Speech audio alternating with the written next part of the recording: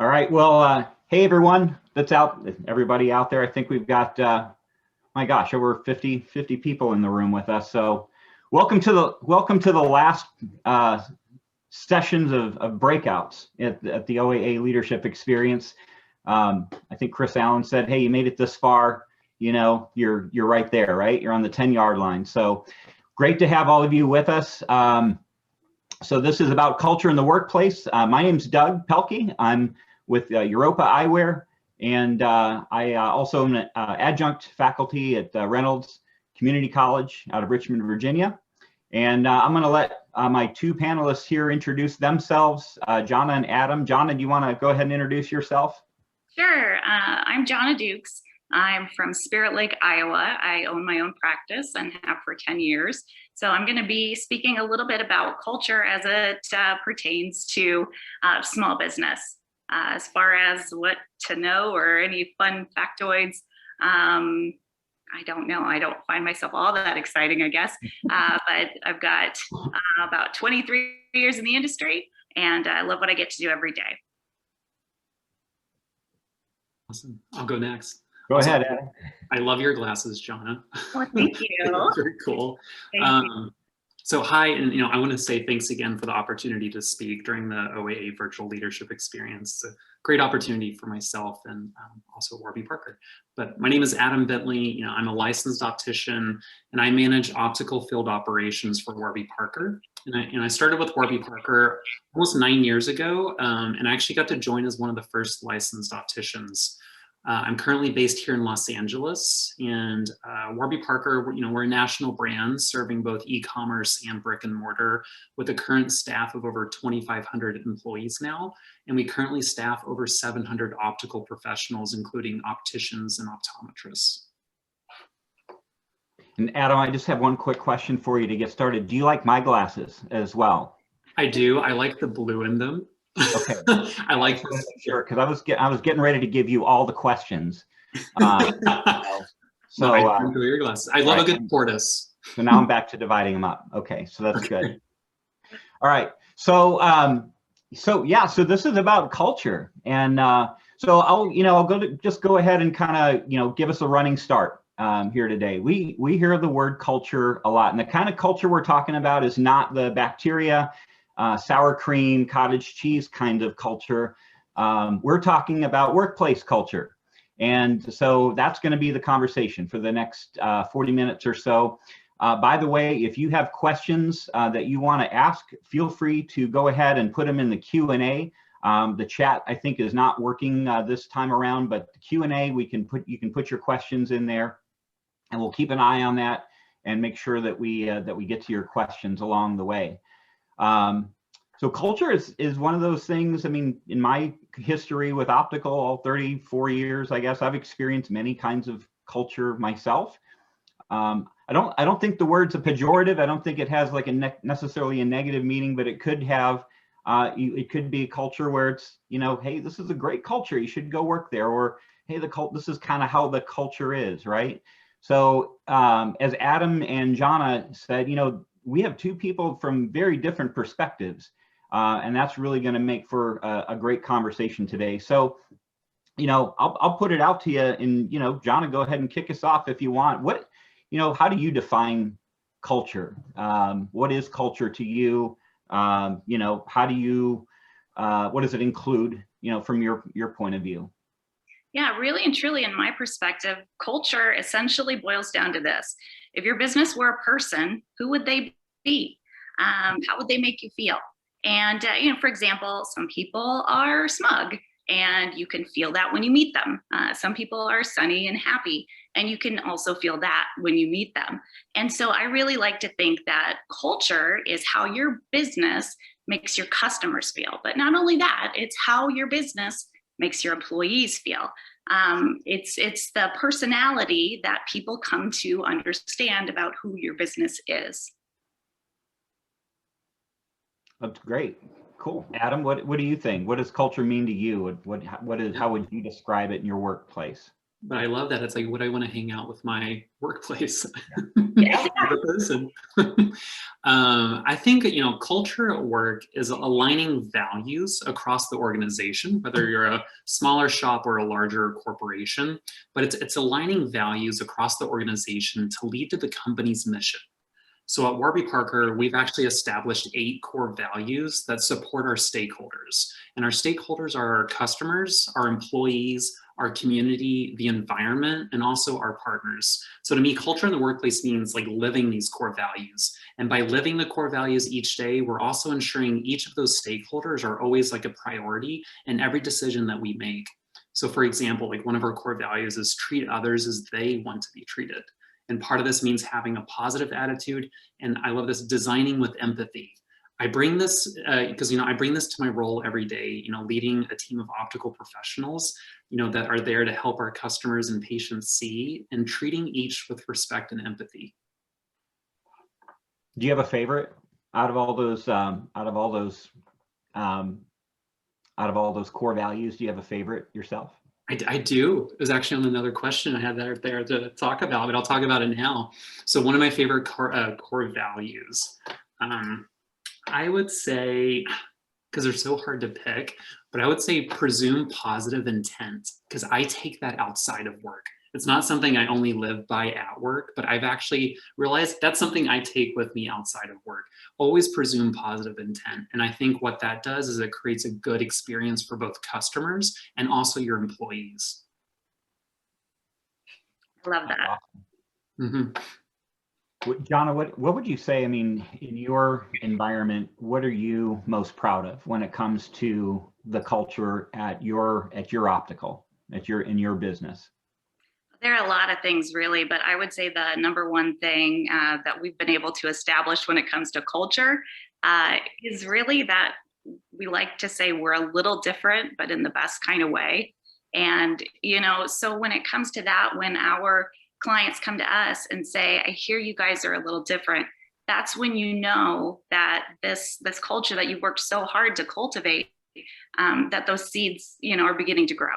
And to hear that come back to you, not only from people coming to you for the first time, but, repeat clientele, and to, better than that, even know that the employees that represent the business live those values too. It's really something that, when you see, we're talking off camera earlier a little bit about tending to the garden and what that means. And, being from Iowa, of course, I get any and all farm references. But when it comes to planting those seeds and seeing them grow, for me, that really is the most rewarding. So Johnna's actually referring to the Latin and the French origin of the word culture, which actually does come from the concept of growing. Or like literally tilling the soil is where it came from years ago, which I think is totally interesting. I love knowing where things come from. We have a question that I think plays really well into kind of, where you both are going in terms of our conversation around culture. And Dibby asked, do you think it's harder to steer your culture in a very large organization or a smaller organization? And I love the word that she used, steering, right? We have, steering committees, and we have people that steer a lot of things. Talk about how do you maintain the trajectory or the consistency of culture in your organizations respectively? And do you think it's harder in a larger or smaller, or is it just different? Adam, what do you think? Sure. When I started with Warby Parker, we were 60 people in one room. In Manhattan, and now we are 2,500 people. But the best part is, no matter which store you go into, it's the same experience. Or if you call us on our customer experience on the phone, we try to make sure it's the same experience. Is it easy? No, because it is, it's large.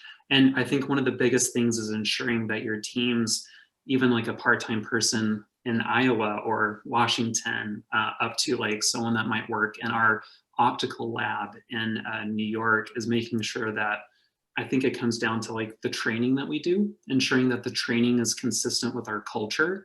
No one gets a different training. Everyone gets the same training at Warby Parker. Whether you're a new VP or you're a new part-time advisor, you're going through the same training. It includes our core values.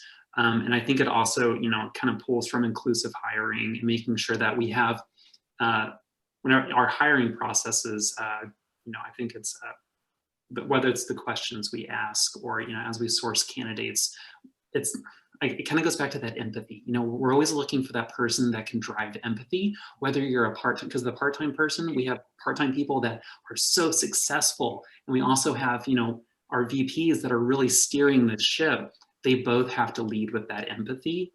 So I think that's probably the most important. And also opening channels to communicate, and collaboration and communication. It's the hardest thing to accomplish in a larger organization, is making sure that a part-time person or someone from Florida and California can still feel connected in a way. So we have like employee resource groups, ERGs. So we have quite a few ERGs that can target different audiences, but it's an opportunity. Like, I've met so many individuals from, Nashville or Florida or New York. And even for me, it's a way to still feel connected. And I think that connectivity continues driving culture, and also still, and it still aligns with our core values too. Mm-hmm. Johnna, what do you think in the private practice in Iowa, or any private practice, right? I mean, you may not have the infrastructure, the huge infrastructure in a large corporate office. So does that make it any easier to maintain a culture in your environment, or is it just as much at risk? Or talk to us about what private practice is like. Sure. I mean, I would contend that we all have our own unique challenges, whether it be private practice or corporate. And I would say that probably one is not more so than another, just that they're unique and different from each other. When it comes to, the challenges that a private practice might face when it comes to corporate culture, is that a lot of times in a smaller office, you may assume that employees, or that the doctor, that your clientele coming in, that they know who you are. And so that would be one of the challenges that I would say is likely something that needs to be tended to with some frequency, is making sure that everyone's on the same page. And I know, Adam, you mentioned connectivity and how important being connected is. And I would contend also that that is so very important, just kind of taking that regular pulse and finding out, where are you? What are we feeling? How are we doing? And then also, one of the things that I find to be most impactful is celebrating success. When those things happen, to talk about it and to be proud of it, and, to call attention to it, because I honestly believe that the more good things you call attention to, the more good things happen. So those would be some of the things that we would pay attention to in a private practice setting. Yeah, and I heard a lot of leadership, qualities and characteristics, and I heard it's about people. I heard it's about paying attention. So even in a corporate versus private practice, it's remarkable the similarities in terms of leadership, right? That is required to maintain a good culture. In the private practice, Dr. Jones could come out and say, I want to tell everybody the same thing. You can do that pretty easily. Where in Adam's environment, it's really hard to have this exact same message. But yet the mechanisms, are very similar to each other. And Doug, can I share one more thing? Of course you can. Yeah, I'm like, let's keep going. Adam, let you know the ground rules anytime you want to share another thing. But I'm thinking, like Johnna, it's like, because feedback is so key, even like in your environment or my environment. Because one thing that we definitely utilize is like anonymous surveys. A couple of times a year, we do employee engagement surveys. Check the pulse surveys. Let's just see how we're doing. And I think one of the biggest things is upward and downward feedback. So feedback goes both ways, and making sure that you're accepting feedback as well as giving feedback to employees, because we're all growing and we're all working together. And then not only receiving feedback, but one of our core values, take action. So making sure that you are taking action on that feedback, I think is really key as well. Awesome. We have another question that has come in. I think it belongs here. So Ruby Garcia has asked, what opinions do you have for mobility for opticians to move from private practices to larger retailers to feel comfortable with culture change? So while you're thinking about that for a minute, you know, I think the question has a lot to do with transition, right? And that is one thing that we know about culture, is that it changes. It can change over time, and that's one thing we can count on, right? As they say, the one constant that we all know about is change. So when you have a culture change internally, or if you're going from one culture to another, you know, what advice would you have, or what opinions would you have for somebody going from a private practice to a large organization, or vice versa even? I think with that, you know, I always tell opticians, no matter which direction your career takes you, is just making sure that you're finding a company that you align with, that your personal values align with that company's values. Because I think the moment you find that, it switches from a job to a career, because you're invested now. And I know it's probably going from, because I've done private practice a little bit, to like larger retailers. Yeah, and I think we all still have the same mission of helping people see. So I think, you know, keeping that in mind is like our job is to help people see. You know, our job at Warby Parker, our ultimate goal is to make eyewear or vision care accessible and affordable. That's our ultimate goal.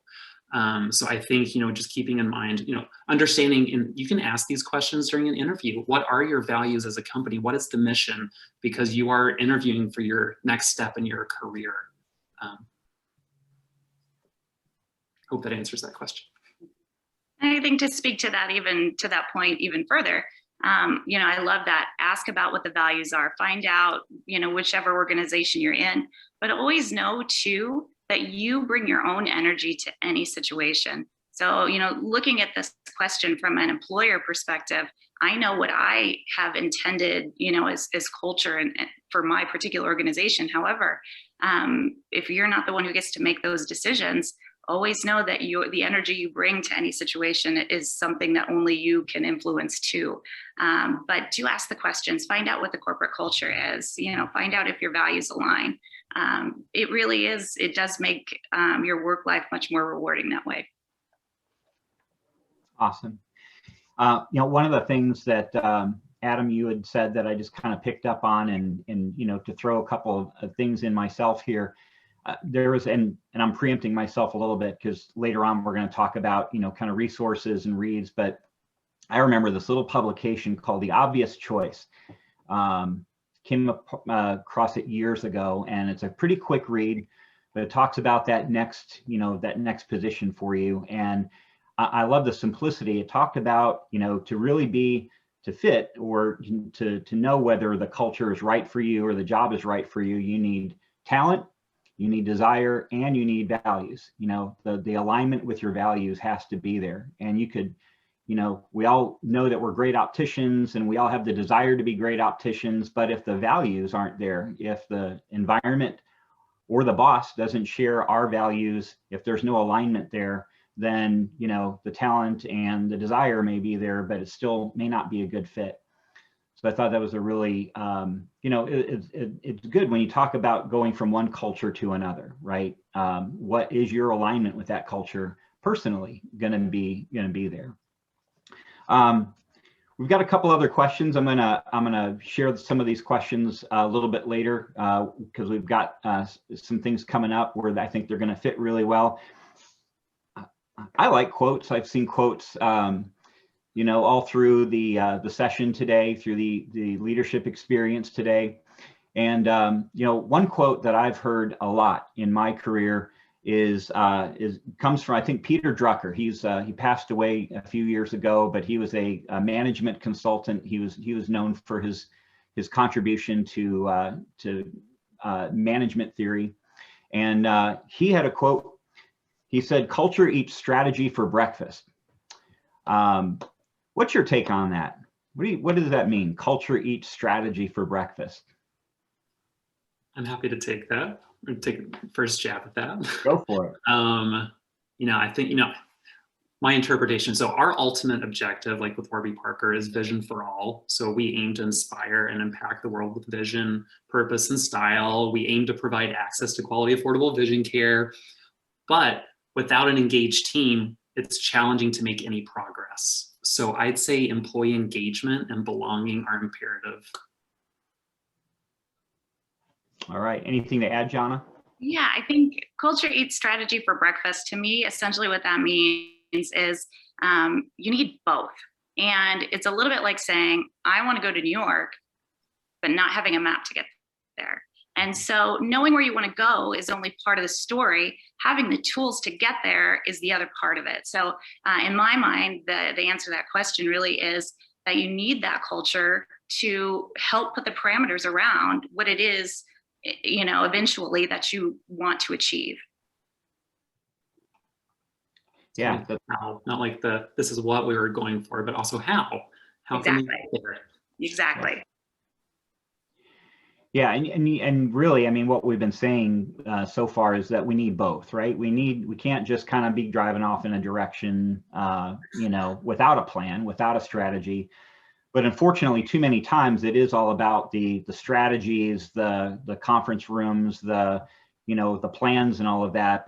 But really, the culture is going to determine what executes that, right? Or how well that's executed in your organization. Again, doesn't matter if it's private practice or the chains, you need people, and those people need to be engaged through your culture.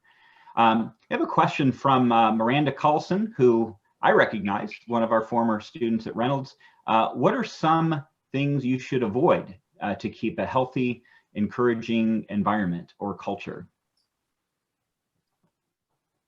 What should you avoid?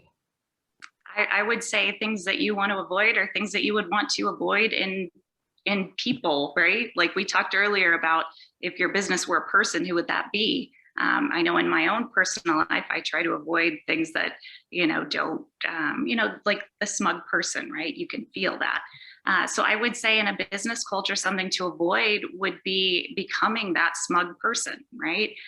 So what you want to do is you always want to be open to listening. And so, of course, the opposite flip side of that is someone who is in a position to influence culture. If they're not listening, or if they're not taking a constant pulse of what's going on, those would be things that I would be looking to avoid. I would say exclusion, whether it's unintentional or an intentional exclusion, because I think right now as an industry, I think we need to work more towards inclusion. So that would probably be my advice, is making sure that everything that we're doing is as inclusive as possible and you're not excluding. And that goes from everything from design to business strategies to even just how you're interacting with patients every day. Since you use the word inclusion, tell me where diversity comes in. We had a breakout session already in diversity, and many of those in the room now may have been to that one already. But how does diversity fit in to a healthy culture in our work environment?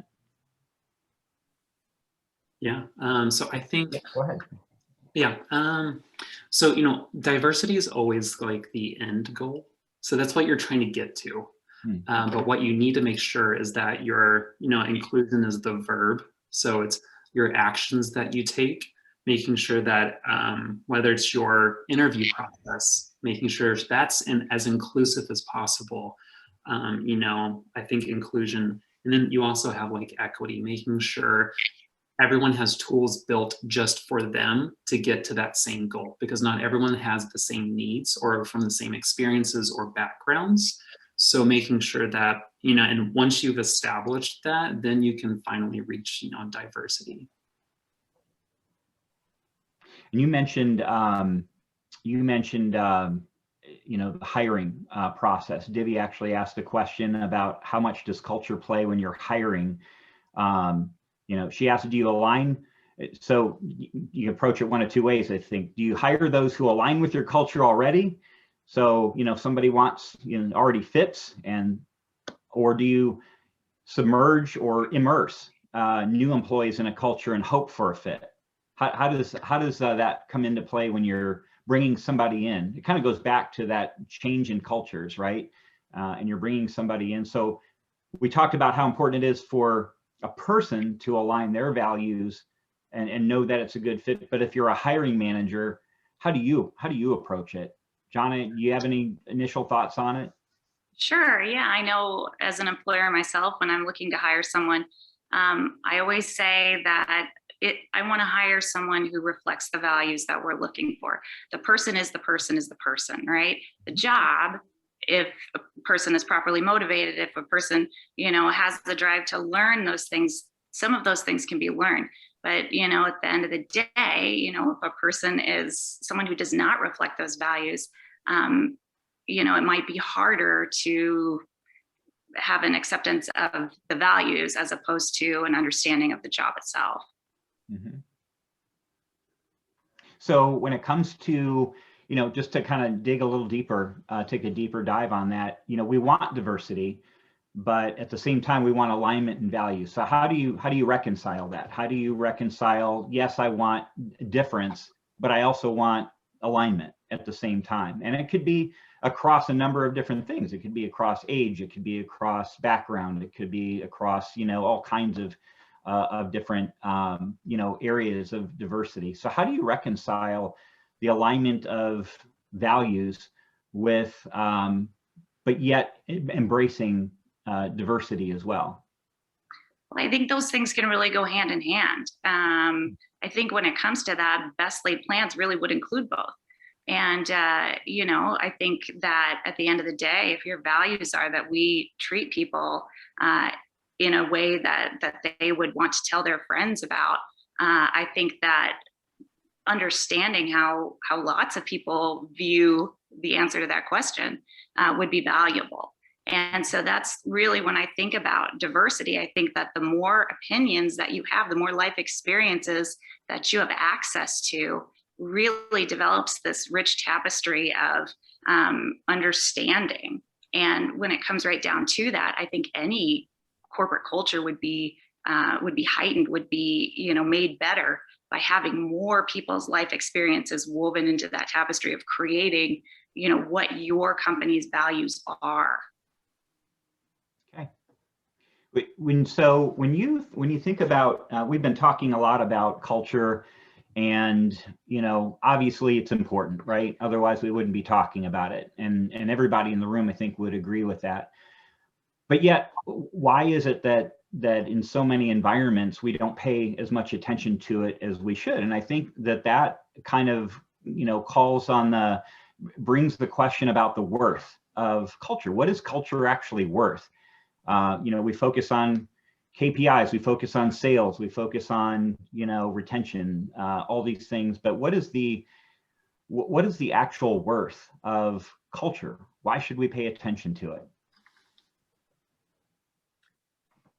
Anyone? Sure, I'd be happy to jump in on that one. Of course, the word worth is subjective, but really, truly, my impression of this question is that when you have clients who understand what you're doing and who appreciate what you're doing and who return to you, and in turn, they also tell their circle of influence about the wonderful experience that they've had, that really and truly impacts worth. And so culture, in my opinion, is something that firsthand impacts worth. When you have happy clientele, when you have happy employees, when you have a work-life balance that is something that you can feel as a person that you're proud of, that's when you know that culture has created worth within your organization. Do you think customers can feel, patients, customers can feel that as well? Absolutely, they can. I've been in lots of offices when if you can tell if someone is angry, you can tell that it's been a tense day. Or we always like to say in my organization, we might be the only smile that a person gets in a day. And so we need to make sure that we're able to do that. And so that's the first thing. We want you to feel when you come into the doors of my office, like you've been invited into my living room. And so to me, that's very important, is how that customer feels when they are within the friendly confines of my office. Mm-hmm. Adam, when it comes to your customers and your patients feeling the culture in your organization, do you have a way of measuring that? How do you know how your customers feel about the culture, and do you use that information to make decisions about culture? 100%. So yes, I think, our customers do, because I think customers are value driven as well. Because a lot of times I think especially now, there's like a new generation of customers that are a little bit more value driven than before. And we actually measure our success with our NPS, which is our net promoter score. So there is a number to our customers' happiness. And I'm happy to say we have one of the highest NPSs in our industry. And my personal experience as an optician, I've never worked in an optical setting where every customer was excited to shop for glasses, because I've had previous positions where it's oh my gosh, I have to shop for glasses again. But really, for someone to come in and say, I am so excited for this, I've been looking forward to this. And then, sometimes customers will even just come in to experience our stores and also show the brand off to their families.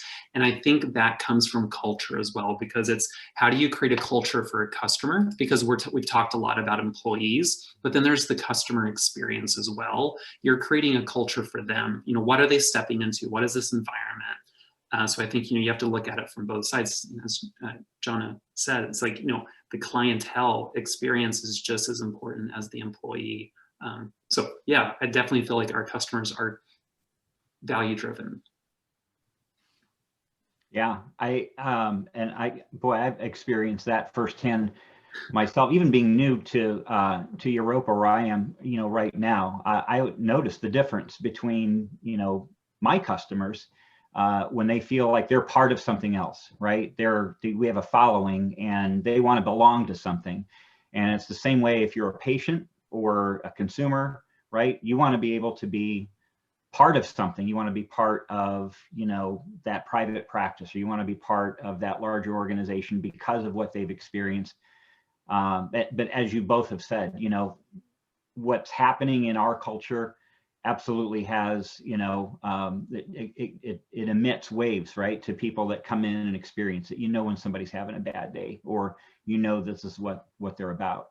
And there are ways to measure it. So you brought up NPS, which is how likely are you to return, right? So that's a great way. Or how likely are you to recommend us to somebody else? So it's important to measure, and then you can make decisions about your culture too. We're probably about maybe about 8 minutes away from just kind of, I want to make sure we get a lot of the questions in that are being asked. So we're probably about 8 minutes away from entertaining some additional questions. And I know we got to wrap up at 20 after. Is there a how-to in, in each of your respective worlds for creating a good culture in the workplace? I mean, do you have a manual for culture? For when you hire somebody, it's okay, here's how you do it. Here's how you create a great, culture, or what have you. Or have you read anything? Are there leaders that have been great examples that you can cite, or you have a good story about? How do you do it? How do you build it? I would like to, John's point, it's dependent, every environment is going to be different. Every environment kind of evokes its own culture, whether it's the employees or the person.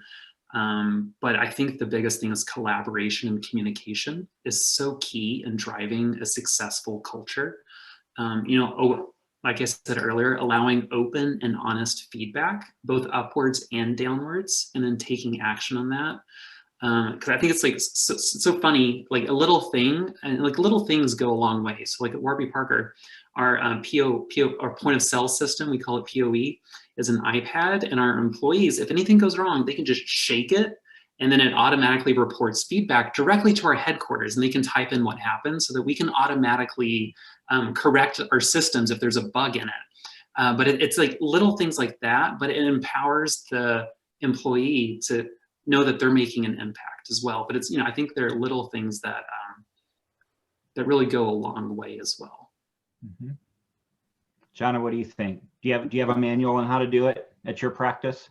I don't have a manual. I will be honest about that. But I don't think there's a wrong way to do it either, though. As long as you make a concerted effort and you do it with regularity and you talk about it. I mean, I'm in a small office, so the fact that we talk about how we treat people and we celebrate those successes and we pay attention, I think those things really go a long way. As far as is there, I think it trickles down when it comes to that. So I think the fact that we do talk about it and we do, we do share in, a patient's happiness with the experience when they come to our office, because we know not any one person did that. It was our combined efforts that achieved that. So we share that success. And I think that's important too. But you had also asked about resources. And I will own my nerdiness. I like to read books like this as often as, if I have time, I want to read something that makes me feel good. But John Gordon has written a series of books. They're all very short reads. They're rather uplifting. The one that I find most impactful when it talks about culture is this one called The Soup. And what it really just kind of boils down to is, what do you put in the soup, right? What are you adding to, to the experience within any office? And so that's kind of what we like to think about is what can you add? Yeah, great. I think in my history, there's been a lot of books too, and a lot of people that I remember that really inspired me to want to do a better job of leading, for me, I don't have the book with me, but one of those resources myself is called the Leadership Challenge. We used it years ago, and it, 5 leadership practices, model the way, inspire a shared vision, encourage the heart. And, and one of the things that I learned personally is that all of the characteristics that great leaders have really boil down to just a few. They boil down to competency, they boil down to honesty, and they boil down to being forward thinking or being able to share a vision. And when you read about culture, that's one of the things that seems to come up all the time is being able to have, here's where we're going. Here's what you can come along with, and being able to paint that picture. So when we talk about, how do you do it, and how do you, it really has a lot to do, I think, with, and you all have brought this up with your leaders, and their ability to set the tone. What about employees? Do your employees have a responsibility for culture at all, or is it just the leaders of the business that are responsible for culture? Adam, what do you think? Yeah, it goes back to feedback. Like, we open it up for anonymous feedback twice a year, making sure that we're getting that feedback. And then also, I think it's important for them to also take advantage of like the learning and development opportunities that are being offered as well. And I think it comes back to, like, I think we're all on the same page, treat others with empathy and respect. So I think it comes down to, like I said, individuals can create a culture. You can create your own, like, we do have our core values that we live by and we train by. But then again, it's still ultimately up to you to treat your team how they want to be treated. Johnna, what do you think? Yeah, there's another John Gordon book called The Energy Bus. And earlier I alluded to, even if you're not the person who gets to make that decision, you still get to choose the energy you bring to any one situation. And really and truly, not to be like preachy or way out there or whatever, but when it comes to being able to bring your own energy to things, at the end of the day, not only does your energy impact people around you, but it impacts you too. And so I always say that too when it comes down to a smile. Even if we're wearing a mask and you can't see it, you still smile with your eyes. But if you smile, and even if there's no one around you, you have a mirror, you're still smiling back at you. So being able to bring that good energy to any situation, I think, is just something that really can't be underestimated. And on top of it, it makes you feel good too. So there's really like not a downside to it. Yeah. So everybody, what I hear is that everybody in an organization has accountability for the culture, right? And when you said you said you could choose. By the way, I'm going to look up John Gordon later today and get all his books. But I think of that book Fish it was from a couple of decades ago, but it was about the Pike Place fish market in Seattle. So if you've never read Fish, that's another really small read. My daughter lives in Seattle. We bought some fish from Pike's Place, and it was really good. But it's about choosing your attitude, right? So we all have a choice about how we want to drive culture in our organization. I want to get to, I think we got about 5 minutes left. I want to get to a couple of these questions that have been asked. And Johnna, since you mentioned masks, Ruby asked, what do you think about COVID-19 influenced culture? For example, optical shops inside larger retailers closed down to help the large retailer with business operations during COVID-19. Opticians had a change in culture by working as a door greeter, cashier, other operations. So I wanted to read her full question, but how do you think COVID or this pandemic last year influenced culture in private practice and in a corporate environment? Yeah, well, I would say COVID threw us for a loop. I mean, let's be real about it, right? But one of the things that I wanted to remain is that, yeah, it's tough, but we want to be transparent. We want to tell you what our plans are when it comes to protecting, the safety of the people within our confines. But also we still care, right? And so that, in terms of culture, is something that has been challenging because, we like to smile at people. And so one of those things that we like to say is, we're smiling at you under here, even if you can't see it. And then also, I think it's become even more important as we kind of finish working with someone to thank them. And, we'd like to shake your hand. We'd like to give you a hug, but instead we want you to know that we're really grateful that you're here. And that's not just speak, that's something that we mean. So we're grateful. And I think if you put that foot forward, that's all we can do is be real about what's real and try to make the best of whatever the situation is. And while Adam is talking about how COVID may have affected his environment and in the corporate arena, could you hold the soup book up one more time? We had a request for you to hold the soup book up again. John Gordon, everyone. So, Adam, how did the pandemic affect culture in the corporate arena? Did any change come out of it for better or worse? Yeah, 100%. I think isolation is a word that's kind of like that came up. A lot of us went from, working with so many, really isolation, the idea of communication and connectivity again, lost. So how do you strengthen that? And I think as a large organization with 2,500 people, over 2,500 people, how do you keep in contact, and things are evolving every day with COVID. It's not like there's one answer for the next 6 months. We find out news weekly. We're going to have to change weekly. So it's the idea of you have to be adaptable to change. So I think that was a wake-up call because our CEOs, what they do is they prepare 2 5-minute videos each week. So each week they have a bi-weekly address. And I think it's just good to hear from our CEOs to everyone in the company. Here's what's happening. Here's the mission of the company.